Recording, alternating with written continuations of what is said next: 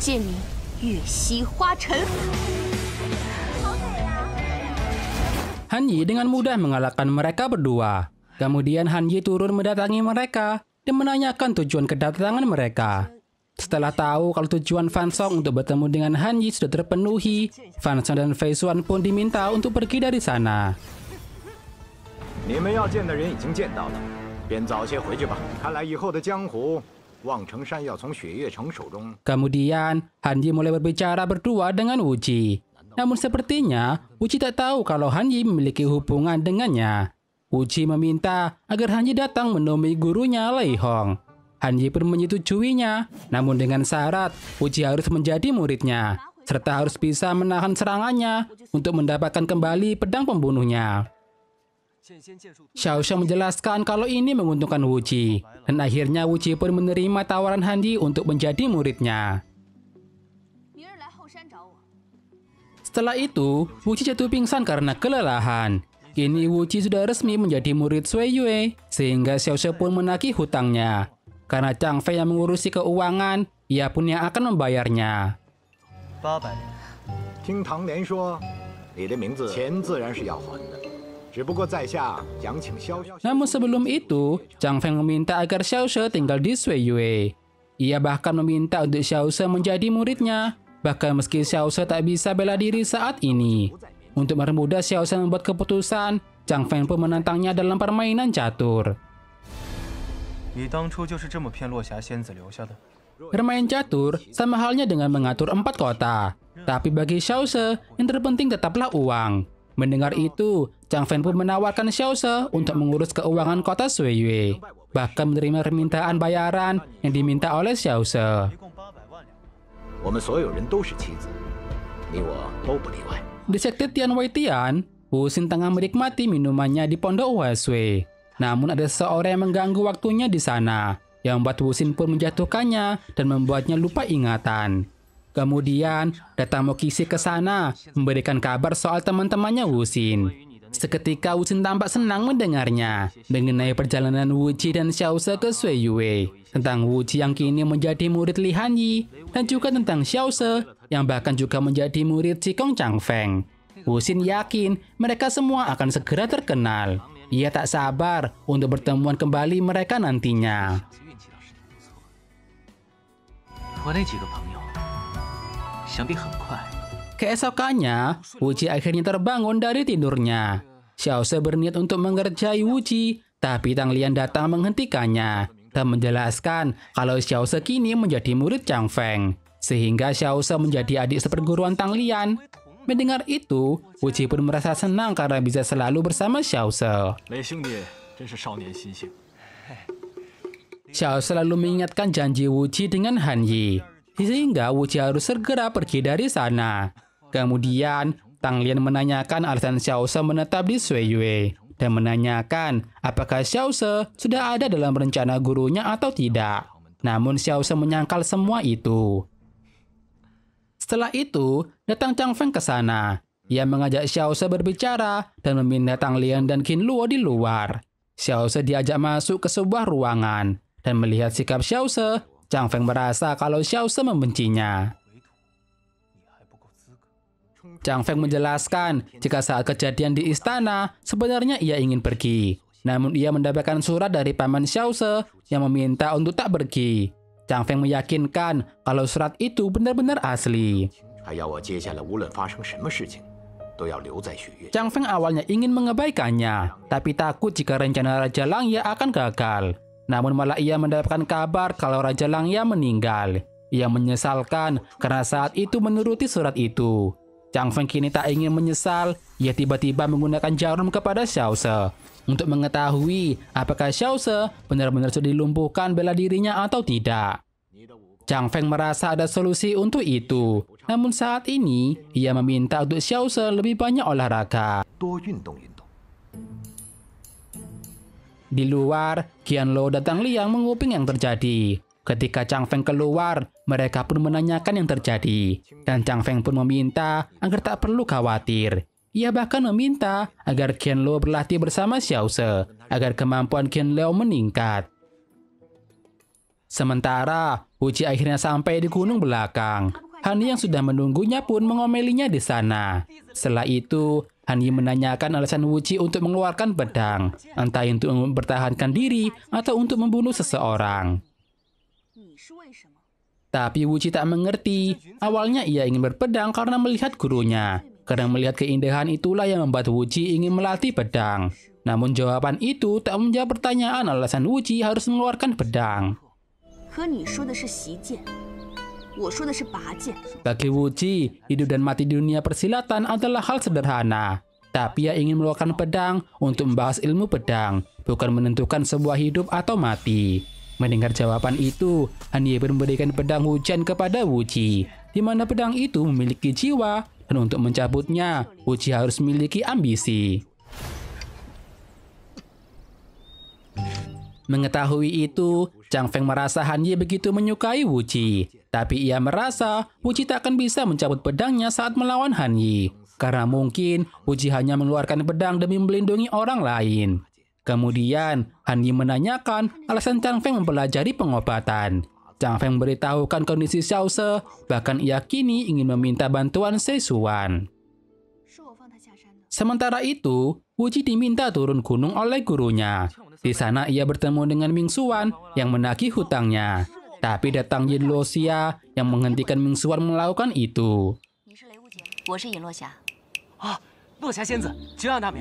Wuji memberitahukan kalau Han Yi saat ini kultivasi tertutup. Mendengar itu, Luoxia sepertinya tahu apa yang terjadi. Wuji lalu menanyakan bagaimana cara mengeluarkan pedang. Di saat itu mereka melihat Xiao Se dikejar oleh Qian Luo, di mana Xiao Se menguasai ilmu menapak awan, ilmu terbang yang hanya alam langit yang bisa menguasainya. Melihat Wuji, Xiao Se pun meminta menghentikannya, namun membuat Qian Luo pun akhirnya melawan Wuji. Tapi karena Wuji tak mampu mencabut pedangnya, Wuji pun jadi kalah.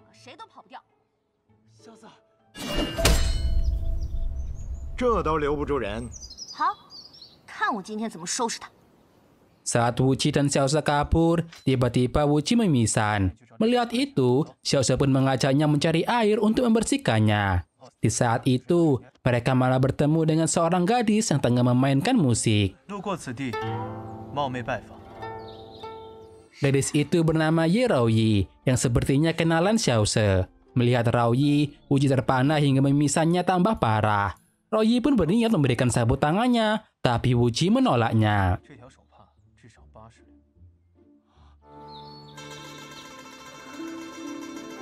Tak lama kemudian, Qian Luo sudah sampai mengejarnya. Raoyi membantu Xiao Se untuk bersembunyi di kamarnya. Dan ketika Qian Luo tiba, Raoyi mengatakan kalau ia tak mengetahui keberadaan Xiao Se dan Wuji. Sehingga Wuji dan Xiao Se pun selamat dari kejaran Qian Luo. Sebelum pergi, Wuji berterima kasih kepada Raoyi. Raoyi merasa senang bisa bertemu Xiao Se lagi setelah sekian lama. Kemudian, Xiao Se dan Wuji sampai di kota. Di sana mereka bertemu dengan Tang Lian. Tang Lian lalu menanyakan ada apa dengan pedang yang Wuji bawa. Wuji pun menjelaskan kalau gurunya meminta Wuji memiliki ambisi. Tang Lian yakin kalau Wuji tak lama lagi akan bisa mengeluarkannya. Di tempat lain, Han Yi tengah memikirkan masa lalu, di mana saat itu di Gunung Wancheong tengah musim dingin. Zhao Yuzhen yang saat itu ingin makan buah persik menggunakan formasi api yang ia kuasai untuk menumbuhkan pohon persik yang hibernasi.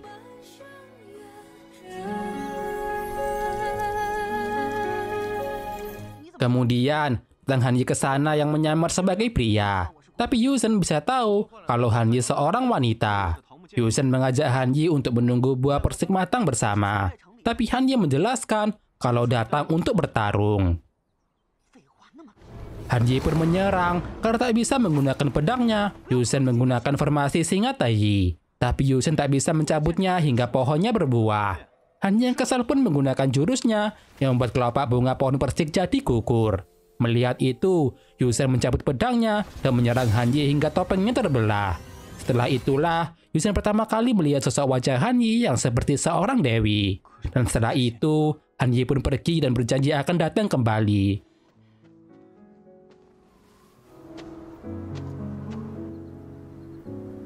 Selama 3 bulan, Yuzhen terus menunggu kembalinya Han Yi, hingga Yuzhen merasa mungkin Han Yi hanya pembohong. Tapi Han Yi datang setelah terlambat 7 hari, dan menantang sekali lagi untuk bertarung.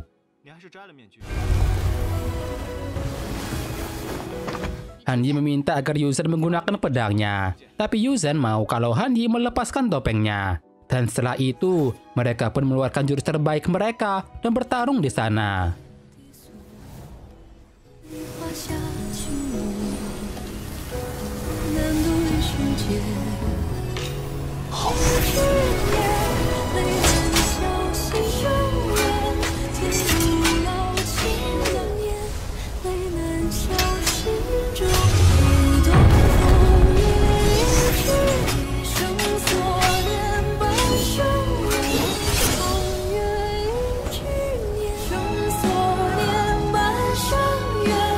Usai pertarungan, Han Yi mempertanyakan kenapa Yuzhen tak turun gunung. Han Yi berniat mengajaknya, tapi Yuzhen harus bertanya pada kepala pengurus. Karena kepala pengurus lebih kuat, Han Yi akan kembali 1 tahun lagi untuk menjemput Yuzhen. Namun setelah kejadian itu, tidak ada yang tahu bagaimana kisah kelanjutannya. Yang pasti setelah itu adalah kejadian di mana Yunhe datang menantang Yuzhen. Wu Qi lalu menanyakan kenapa ia tak pernah bertemu Dong Chun. Xiao Xiao pun memberitahukan kalau yang menyajikan arak sebelumnya adalah Dong Chun. Wu Qi lalu menanyakan alasan kenapa Yuzhen tak boleh turun gunung. Yuzhen sendiri terlahir dalam keadaan spesial dan dianggap keturunan dewa. Sejak itu, Yuzhen tidak turun gunung 1 langkah pun. Menurut rumor, jika Yuzhen turun, maka akan menyebabkan kekacauan dunia. Namun menurut kabar, jangankan turun gunung, Yuzhen saat ini tak pernah keluar dari pekarangannya. Mendengar kisah itu, Tang Lian jadi terdiam. Ia merasa mirip dengan Yuzhen, di mana tidak bisa hidup dengan bebas. Bahkan sejak lahir, bayi dari keluarga Tang langsung diberikan misi.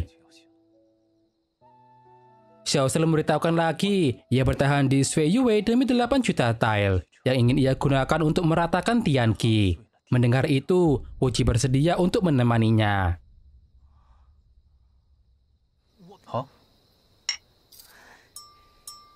Usai itu, Xiao Xiao menantang Tang Lian bertahan untuk minum arak, dan Wu Qi yang akan menjadi saksi dalam pertaruhan. Setelah beberapa kendi, Xiao Xiao dan Tang Lian sudah mabuk berat. Ketika Wu Qi kembali, keduanya sudah jatuh pingsan.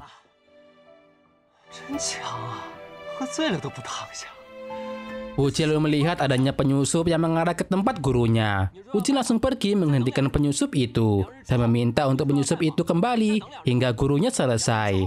Namun penyusup itu akan tetap menerobos masuk. Penyusup itu lalu menunjukkan pedangnya yang menunjukkan siapa dirinya, yaitu Song Yanhui dari kota Wushuang. Wu Qi dengan bodohnya mengira kalau kota Wushuang mau menyerang. Tapi Yanhui menjelaskan kalau datang untuk menguji pedang. Meski begitu, Wu Qi tak akan membiarkannya mengganggu gurunya dengan mempertaruhkan nyawanya. Wu Qi lalu akhirnya paham alasan ia menarik pedang. Ia menirukan jurus yang Han Yi tunjukkan dulu, yaitu jurus pedang bulan bunga pagi.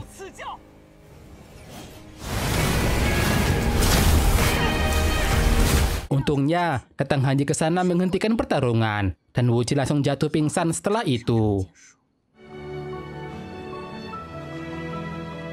Yanhui menyobongkan muridnya di sana jika Wushuang akan menjadi dewa pedang dalam 5 tahun. Tapi Han Yi dengan sombong mengatakan kalau Wu Qi hanya akan membutuhkan waktu 3 tahun. Han Yi kini akan menerima tantangan pedang, namun akan menjadi yang terakhir. Sementara itu, Yunhe akhirnya sudah sampai di Gunung Wancheng.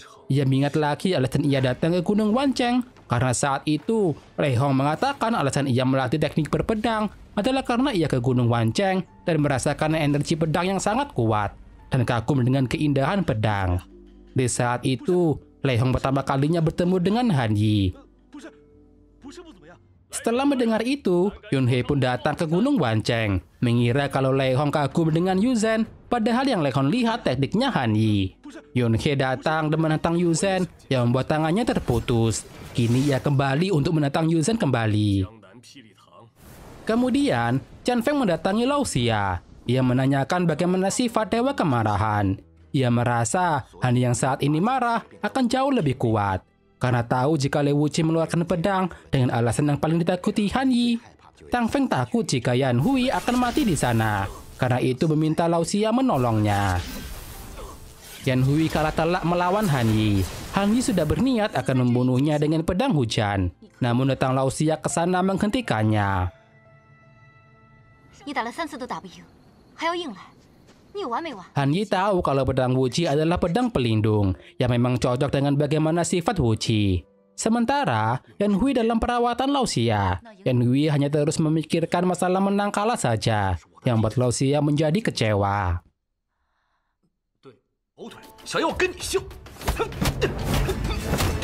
Keesokannya, Yan Hui menemui Wu Shuang yang sudah menunggunya. Wu Shuang tahu kalau gurunya kalah.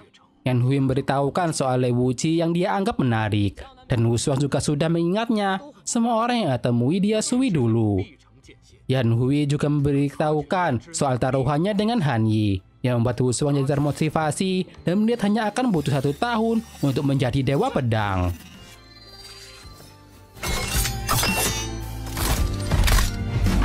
Wu Shuang sebenarnya tak tertarik untuk menjadi wali kota, tapi jika gurunya menginginkannya, maka Wu Shuang akan melakukannya. Han Yi kemudian datang menemui Lao Xia. Lao Xia menanyakan kenapa masih saja menggunakan topeng. Padahal kalau dilepas, Han Yi masih memiliki wajah yang awet muda. Kemudian, Lao Xia menanyakan bagaimana dengan Wuqi. Sampai sekarang, Han Yi masih belum bisa memberitahukan kalau dirinya adalah kakaknya. Ia merasa sudah menjadi kakak yang buruk, dan hasil yang sekarang sudah bagus. Tapi Lao Xia tidak terima kalau ini sudah yang terbaik. 这算哪般好啊？那日我劝你去找赵玉珍的时候， Han Yi lalu menceritakan soal kondisi Yu Zhen di mana Yu Zhen ternyata sakit. Ketika Han Yi ke sana, Yu Zhen dilarang untuk menemui siapapun. 要不是我打不过你，真想揍你一顿。 Sementara, Wuqi merasa senang bisa menarik pedangnya, tapi merasa masih ada yang kurang. Kemudian datang Tang Lian dan Xiao Se ke sana. Melihat mereka, Wuqi meminta Tang Lian untuk latih tanding. Namun ketika mengeluarkan jurusnya, tidak seperti ketika melawan Yan Hui.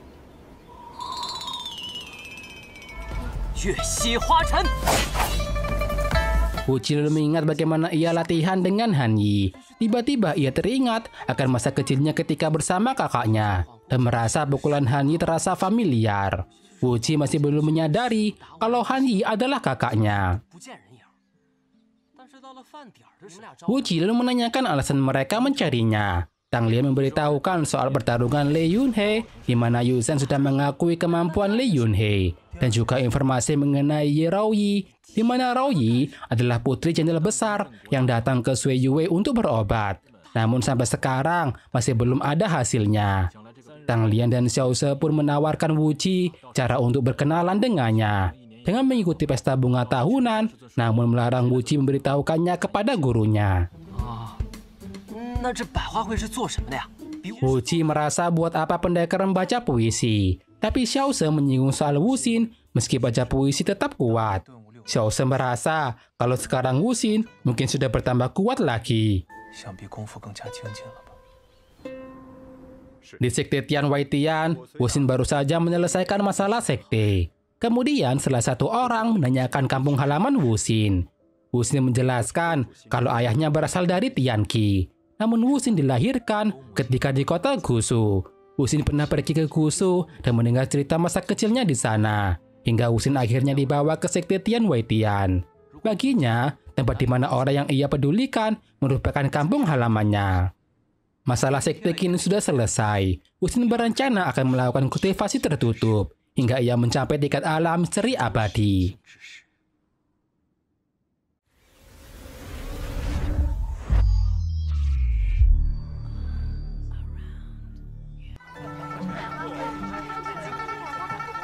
Acara pesta bunga akhirnya diadakan. Banyak bangsawan dan pemuda terkenal yang datang ke acara. Salah satunya dari keluarga Duan, yaitu di mana mereka keluarga bangsawan yang baru masuk dunia bela diri. Sementara, Tang Feng tengah bersama dengan Se Yuan. Chang Feng membicarakan Xiao Se yang sepertinya sudah berubah. Tapi Sesuan yakin jika Xiao Se bukan tipe orang yang akan berubah. Sesuan lalu menanyakan soal Qianlu, tapi Chang Feng meminta tak membahasnya karena Qianlu lebih tertarik dengan pedang. Sesuan menanyakan tak melihat wanita cantik di pesta. Wanita yang Sesuan pernah sukai cuma 2, yaitu suka berjudi dan satunya suka emosi. Kemudian datanglah Rao Yi ke sana yang mencuri pemandangan Duan Xuanyi. Bahkan Sesuan hingga memuji kecantikan Rao Yi. Xuanyi berniat untuk mendekatinya, tapi Tang Lian tak membiarkannya dan berniat untuk mempermalukannya. Tapi Xuanyi dapat mudah untuk menangkisnya. Tang Lian yang saat ini berbeda dengan yang dulu. Dulunya Tang Lian selalu berhati dingin dan sekarang lebih manusiawi.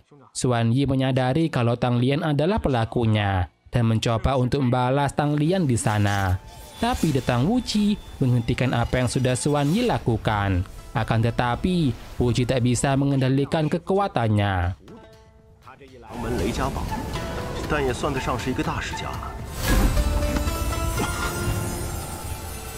Melihat itu, Rao Yi maju dan mencoba untuk menenangkan teknik Wu Qi. Ia mengajari Wu Qi bagaimana untuk mengendalikannya dengan melakukan tarian pedang Rao Yi.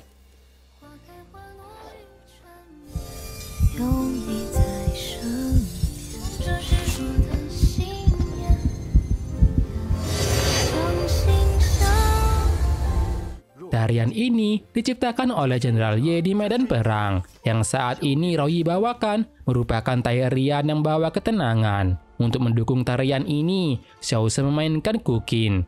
Melihat itu, Sesuan kagum akan kemampuan Xiao Se yang selalu bagus. Ia pun turut andil dan memainkan seluring milik Xuanyi. Tak mau ketinggalan, Tang Lian menyanyikan puisinya di sana dengan lantang.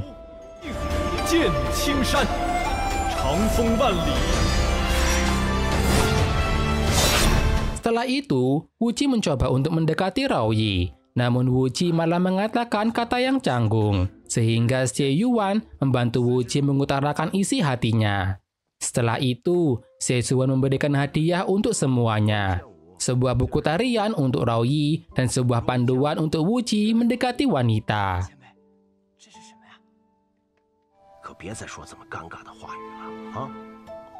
Untuk Tang Lian, ia diberikan sebuah buku puisi. Sementara untuk Xiao Se, ia diberikan sebuah karya milik Sesuan sendiri.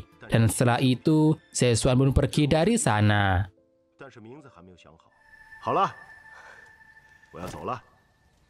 Lalu datang Han Yi, wanita yang ditakuti oleh Sesuan. Wu Qi yang melihat gurunya pun juga ikut ketakutan. Tapi Han Yi tidak memarahinya, tapi malah memuji. Meski begitu, Han Yi tetap memukulnya di sana.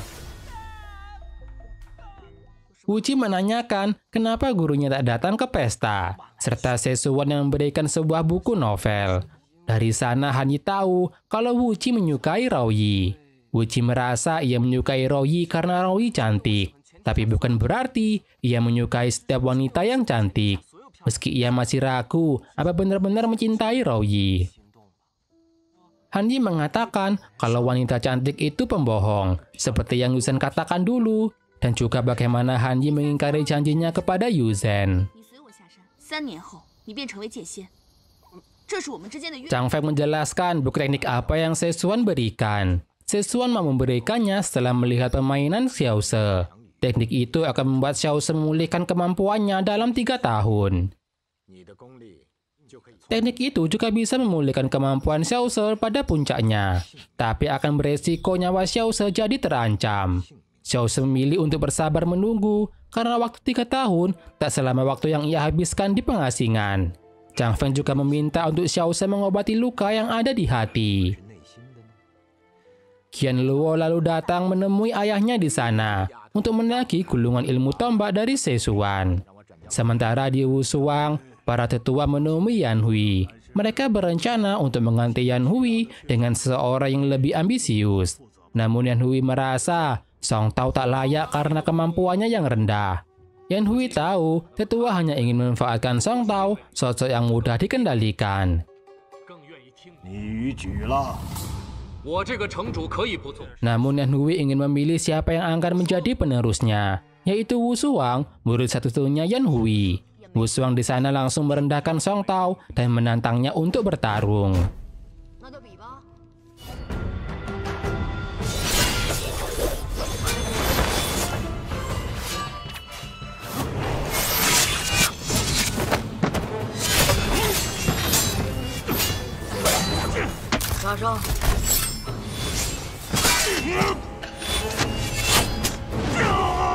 Song Tao berakhir dengan kekalahan telak. Para tetua memuji murid yang dimiliki oleh Yan Hui.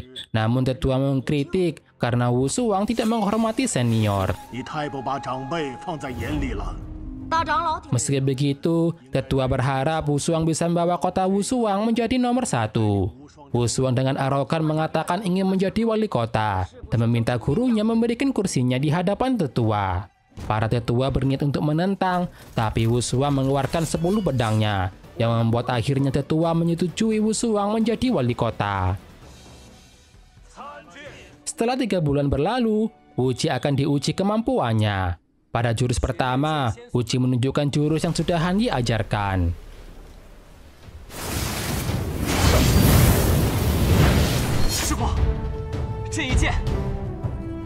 Di saat itu, Tang Lian melaporkan yang terjadi di dunia silat. Tiba-tiba Chang Feng merasakan adanya energi pedang dan mengajak Tang Lian dan Xiao Se pergi melihat. Kemudian, pada jurus kedua, Wu Ji memanggil pedang pembunuh, dan pedang itu mendengar panggilan Wu Ji.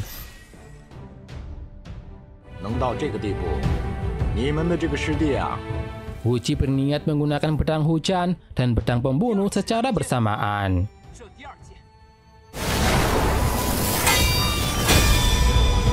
Han Yi memuji dengan jurus yang sudah Wu Ji tunjukkan. Ia merasa kalau Wu Ji tak punya jurus yang lebih kuat lagi. Tapi pada jurus ketiga, Wu Ji tak akan menggunakan pedangnya.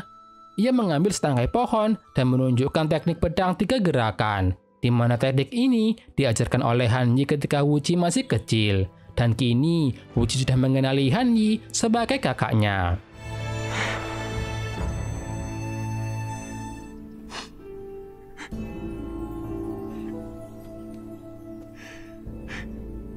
Tang Lian lalu menanyakan hubungan Han Yi dan Wu Ji. Chang Feng menjelaskan kalau ibu Wu Ji dan Han Yi adalah Lei Mensa dan Lei Xin Jue, yang membuat Xiao Se teringat akan masa pemberontakannya, di mana di saat itu Xin Yue meminta agar Xiao Se tak bergerak. Sebagai gantinya, Xin Yue yang akan pergi menggantikannya. Lei Men 4杰，雷梦莎，真的是宿命。 Sementara itu, Han Yi menceritakan kisah soal ayah dan ibu mereka, serta bagaimana ibunya yang akhirnya diangkat sebagai pengawal Tian Qi. Selama ini, Han Yi membenci pelat peninggalan ibunya, karena Han Yi merasa kalau hal itulah yang membunuh ibunya. Han Yi juga memberitahukan Wu Ji kalau alasan Wu Ji ditinggalkan di Sekte Lei adalah agar Wu Ji bisa hidup bebas tanpa ada konspirasi di kota Tian Qi. Kemudian, Han Yi menceritakan kejadian kasus Raja Langya, di mana Raja Langya dituduh melakukan pemberontakan. Padahal ada 3 investigator yang berpendapat Raja Langya tak bersalah. Tapi keesokannya, mereka malah ditemukan terbunuh.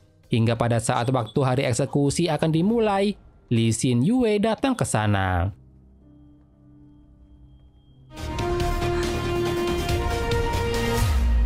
Wu Qin 出现了。 Di saat itu, Li Xin Yue datang menghentikan eksekusi. Sebenarnya Xin Yue tak ingin memberontak, namun ia terpaksa melakukannya. Xin Yue meminta Raja Langya membuat keputusan, karena pasukan sudah siap untuk menyerang jika Raja Langya menginginkannya. Di saat itu, Tian Chen merasakan energi pedang yang kuat, yang mampu untuk menghancurkan ribuan kota. Yang datang ke sana ternyata adalah Li Han Yi yang meminta untuk melepaskan Raja Langya dan ibunya.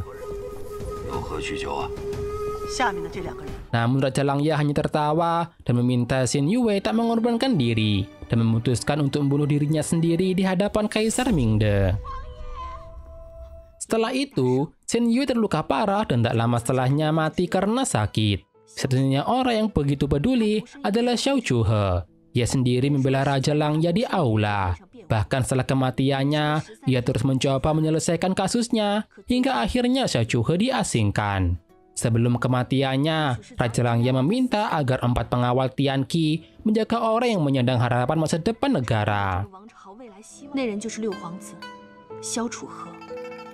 Han Yi memberitahukan kalau pedang milik Wu Ji adalah pedang pelindung, sama seperti pedang ibunya dulu. Karena itu, Han Yi membiarkan Wu Ji memilih untuk meneruskan menjadi pengawal naga biru atau tidak, dan Wu Ji pun menerimanya. Wu Ji lalu menanyakan di mana Xiao Chuhe saat ini.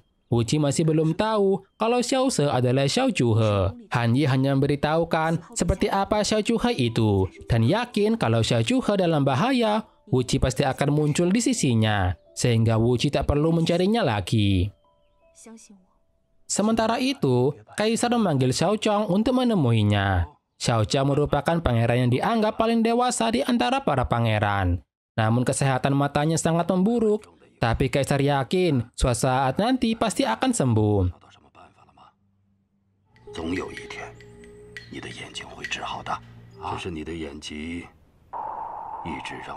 Kaisar lalu memberitahukan alasan memanggil Xiao Chong ke sana, yaitu mengenai masalah yang berhubungan dengan kejadian Wuxin, di mana Kaisar mendapatkan kabar kalau saat itu muncul sosok Xiao Chuhe.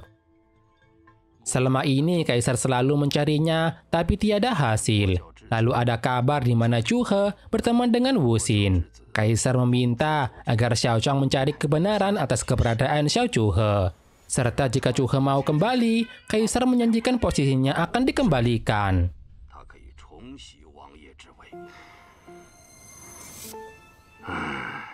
Sementara itu, Wu Ji datang menghampiri Xiao Se. Setelah lulus ujian, kini Wu Ji sedikit bebas. Xiao Se sudah tahu kalau Han Yi kakaknya Wu Ji. Xiao Se malah heran kenapa Wu Ji begitu bodoh tak seperti kakaknya. Xiao Se menceritakan bagaimana sosok ayah Wu Ji. Meski gagah dalam medan perang, namun di luar suka membuat masalah. Dan Wu Ji menyadari kalau sifat itu menurun kepadanya.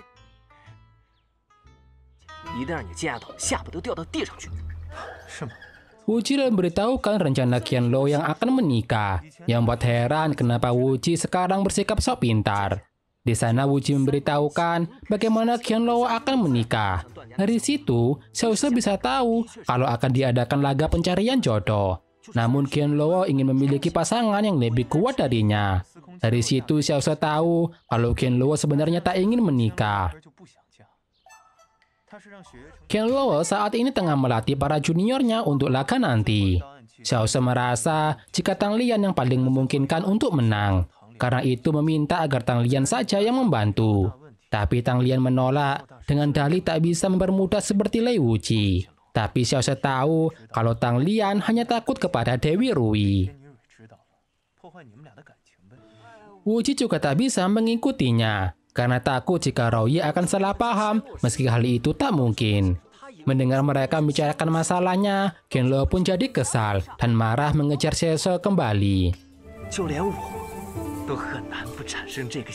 Lao Xia merasa kalau Qianluo menyukai Xiao Se. Chang Feng merasa belum menemukan solusi untuk masalah laga nanti.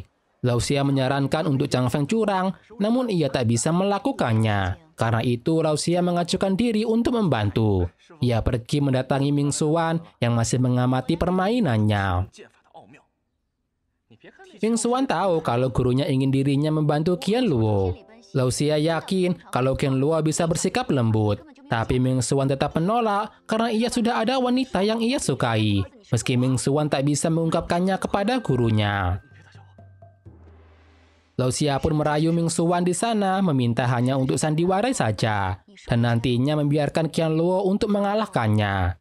Setelah berhasil, Lao Xia pergi mengabarkan Chang Feng. Namun Chang Feng tak bahagia karena ia mendapatkan sebuah surat dari Xiao Chong. Xiao Chong yakin Sui Yue pasti menyembunyikan Xiao Chuhe. Zhang Ming mempertanyakan apakah benar-benar akan menjemput Xiao Chuhe. Karena ia merasa Xiao Chuhe sengaja muncul karena ia berniat untuk merebut kembali posisi putra mahkota. Xiao Zhang meminta Zhang Ming untuk mengirim surat kembali agar kedatangannya ke Sui Yue tetap dirahasiakan. Sementara itu, Xiao Zhe yang pulang mendapatkan firasat aneh. Di sana ia mendapatkan serangan dari Tang Lian. Wu Qi heran kenapa Xiao Zhe tak menghindari serangan itu. Bahkan Tang Liang merasa kalau Xiao Zhe juga pasti mampu untuk menghindarinya. Xiao Zhe tahu tujuan kedatangan mereka dan langsung menolaknya, bahkan sebelum Wu Qi dan Tang Lian memberitahukannya. Tapi mereka tetap mencoba untuk meyakinkan Xiao Zhe. 3 hari kemudian, hari di mana laga pencarian jodoh diadakan. Meski banyak murid yang datang, tak ada yang Qianluo sukai.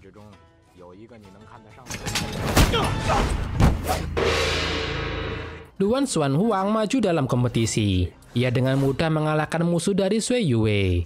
Xiao Zhe awalnya sudah akan maju, namun tiba-tiba muncul Ming Xuan ke sana, maju sesuai rencana Lao Xia. 骆明轩，前来应战。 Tang Lian tak menyangka Ming Xuan menyukai Qianluo. Ming Xuan percaya diri akan kemenangannya, dan Xiao Zhe juga yakin kalau Ming Xuan akan menang. 那我当然是希望你和乾隆师姐成亲了。你们俩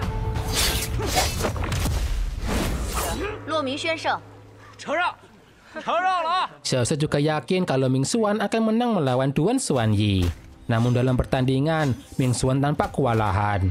Semua itu karena Ming Xuan yang telah terkena racun, yang membuat pertandingan tersebut harus dihentikan dan Ming Xuan segera diobati oleh Tang Lian. Di saat itu, Xiao Zhang sudah memasuki kota. Penjaga gerbang beritahukan kalau tengah ada laga pencarian jodoh. Dan sepertinya Xiao Zhang tertarik untuk melihatnya. Sementara itu, Xuan Yi dengan sombong menantang penantang selanjutnya. Awalnya berpikir jika sudah tak ada lagi yang maju, bahkan Qianluo juga sudah cemas akan hal itu. Tapi tiba-tiba, Xiao Zhe maju menjadi penantang. 你怎么下去了？怎么可能？他怎么会上去啊？有一个问题，现在已经有答案了。 Xiao Zhe bisa dengan mudah menghindari serangan Xuan Yi. Ia bisa membaca semua gerakan yang Xuan Yi tunjukkan.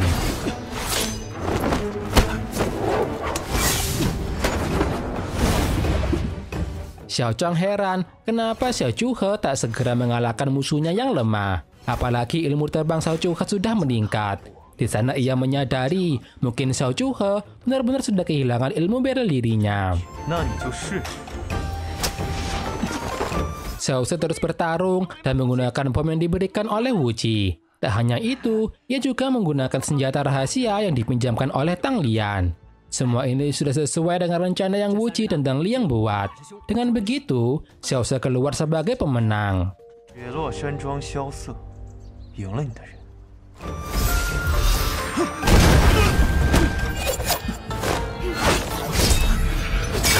Xiao Zhang merasa sifat itu benar-benar mirip Xiao Zhuhe. Zhang Ming yang di luar sudah panik jika Xiao Zhe sampai benar-benar menikah. 我们不可控制的范围啊！皇子婚姻都得宗庙做主，岂容得他私下联姻？这场比武招亲的结果如何？